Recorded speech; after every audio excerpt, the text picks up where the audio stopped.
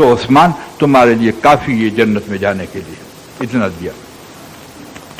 ایک صحابی کونے میں بیٹھ کے رو رہے کہ میاں نبوت کی نسبت پر مال کا جب تقاضا آیا جان تو سب دینے کے لیے تیار تھے، او ہو مال ہی نہیں ہوتا تھا، مشکل تو یہ ہمارے پاس تو سب کچھ ہے۔ تو وہ اٹھے اور چپکے سے مدینے کی گلیوں میں گئے اور مزدوری کی، اور تقریباً 1 سا غالباً یعنی 3 ساڑھے 3 سال کا بنتا ہے، 1 سا کھجوریں ملی، اور حضور صلی اللہ علیہ وسلم کی خدمت میں آ کے کہا یا حبیب اللہ میرے گھر میں کچھ کھانے کے لیے نہیں ہے، اور یہ کھجوریں میں آپ کو یعنی اللہ کی راہ میں دیتا ہوں۔ یہاں بھی سرکار نے نہیں کہا کہ پاؤ بھر کھجوریں اپنے بیٹوں کو پہنچا دے،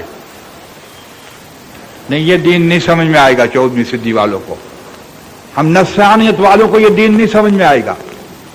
نبوت کی نسبت کی سمجھ چھین لیتے جب خاتم النبوت کی امت قدر نہیں کرے گی تو چاہے کتنا بڑا کیوں نہ ہو۔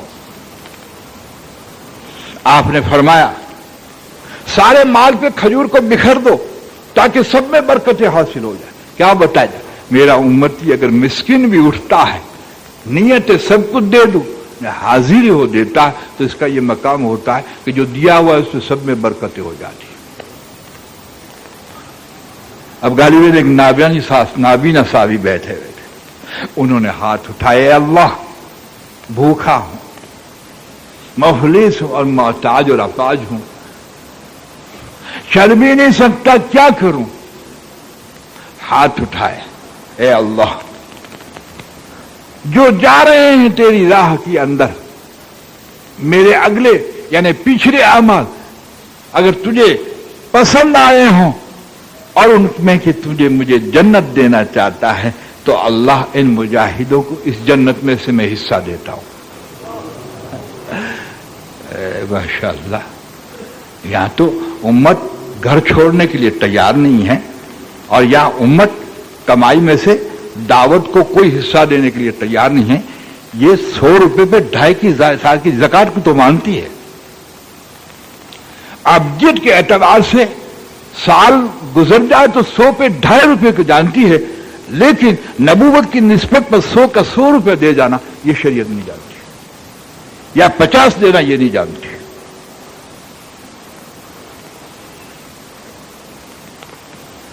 آگے آپ کہو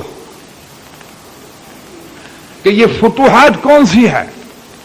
میں جلدی کرتا ہوں اس لیے کہ موضوع کو سمیٹ لوں، مگر کہاں تک سمیٹوں تاکہ پتہ چل جائے گا، اس کا سر نکالنے کی کوشش کرتا ہوں تاکہ آپ کو اور ہم کو پتہ چل جائے کہ بے برکتی سے جو 2-4 ہے اور فتوحات سے جو 2-4 ہے اور نبوت کی نسبت کے ساتھ جوڑ نہیں، اس لیے اتحاد سے محروم ہیں، اور ہر خیر و برکت سے کسی نہ کسی درجے محروم ہے۔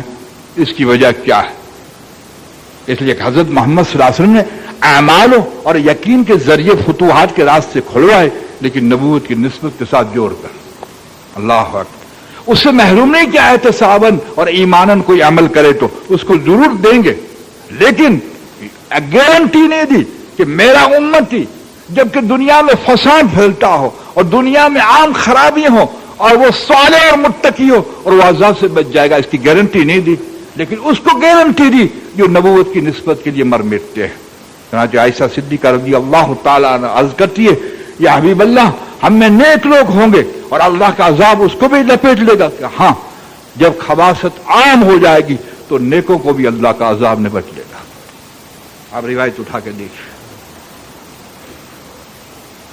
لیکن پھر فرمایا محشر میں الگ ہو جائیں گے، اللہ اس کو محشر میں نیکیوں کا بدلہ دے دیں گے۔ اب آپ دیکھیے سرہ نکالتا۔ ابو ہریرہ رضی اللہ تعالی عنہ راستے پر بیٹھے ہوئے تھے، کئی دن کے بھوکے تھے۔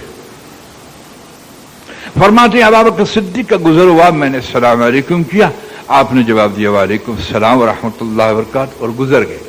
سننا غور سے، رحمت کی شرابی ہم نہیں جانتے، کرم کی شرابی نہیں جانتے، سرکار کو رحیم کر کے بھی نہیں سمجھا اور سرکار کو کریم کہہ کے بھی نہیں سمجھا، ابھی پتہ چل جائے گا۔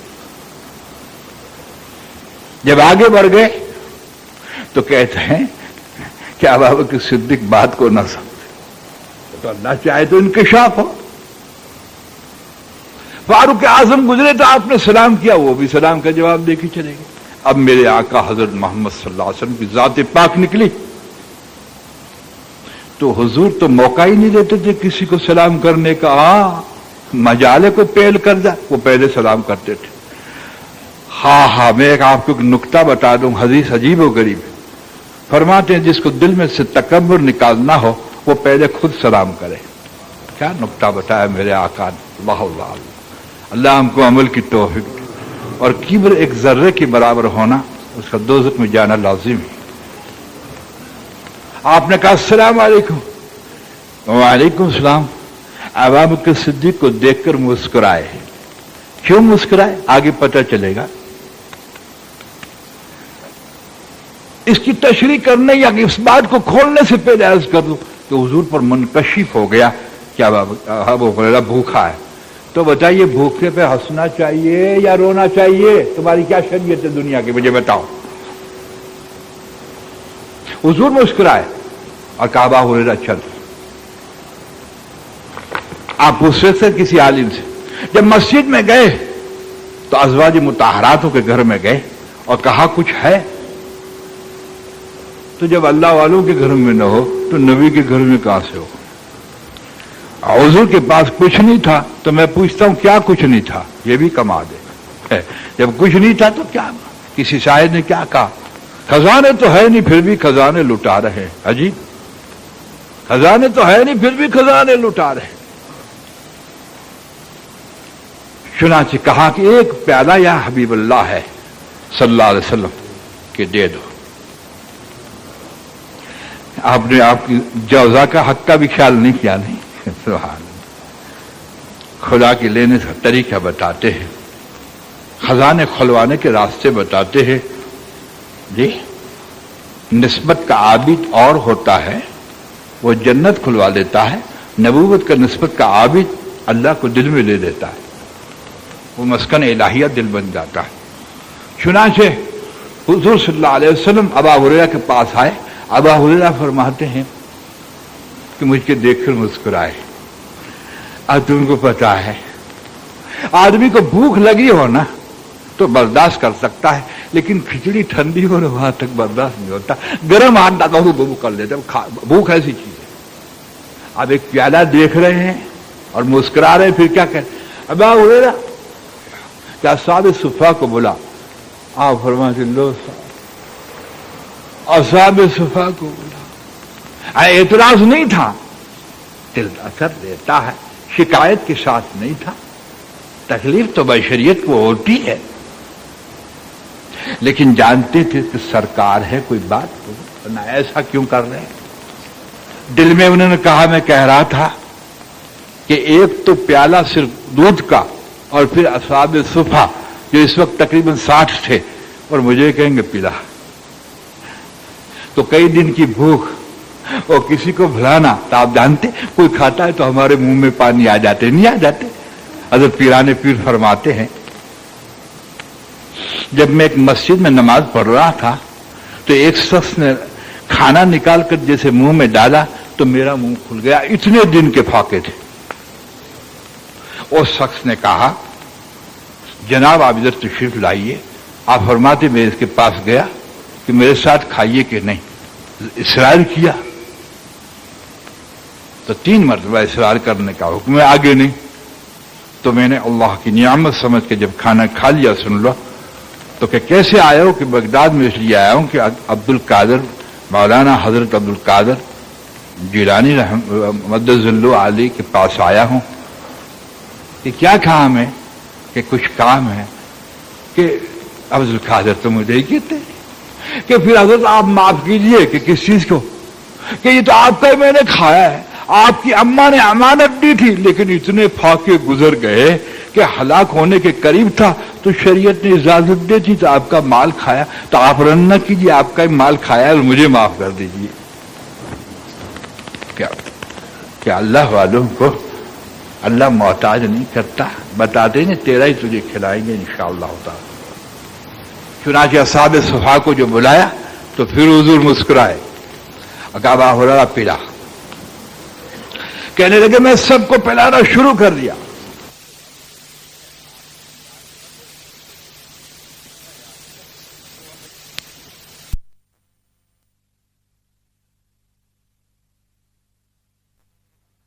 कि मैं उस निस्बत लाया हूं कि जो दूसरों का ख्याल रखता है अल्लाह इनको ऐसी बरकतें देते हैं और ऐसे जलवे दिखाते हैं कि वो रज़्ज़ाक़ अपनी निस्बत पर देता है।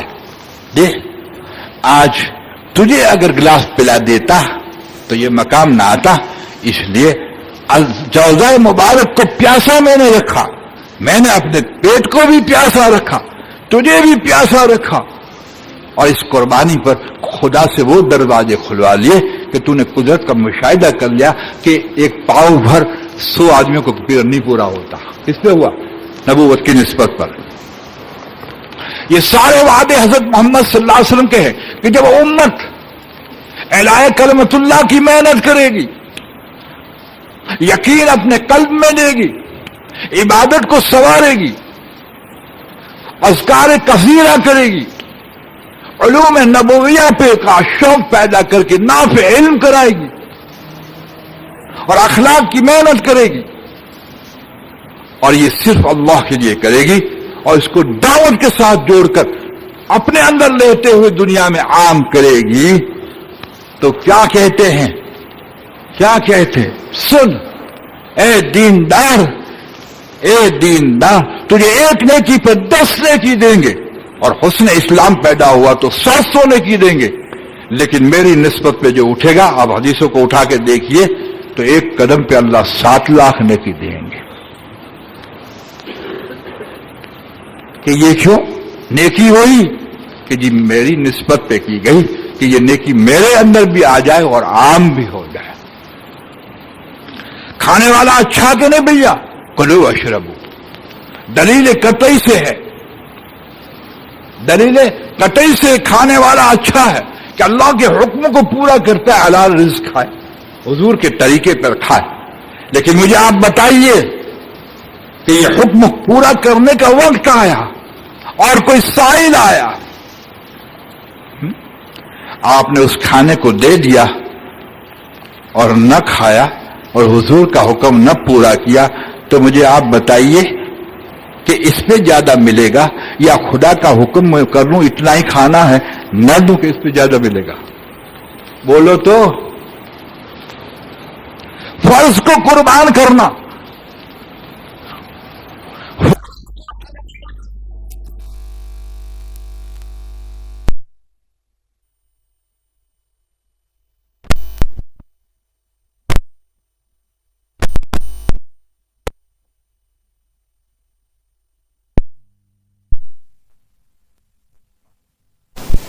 कि किसी को देना फर्ज था कि नहीं?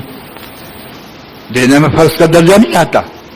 बात समझने की है कि क्यों कि किसी के काम आने वाला जल्दी हमारा बनता है। इस तरह से मेरे महबूब की जिंदगी को अपनाने वाला मेरा बनता है मगर देर से, लेकिन मेरे महबूब की जिंदगी को अपनाते हुए दूसरों को इस पे डालने वाला मेरा जल्दी बन जाता है, मेरा जल्दी बन जाता है। इस निस्बत पर यह मेहनत हो रही है। तबलीगी जमात नहीं, नहीं नहीं नहीं, माफ कीजिएगा, तबलीगी जमात नहीं, तबलीगी जमात ही नहीं, ये तो उम्मत का मसला है। उम्मत का नाम कोई रख ले तो क्या हुआ?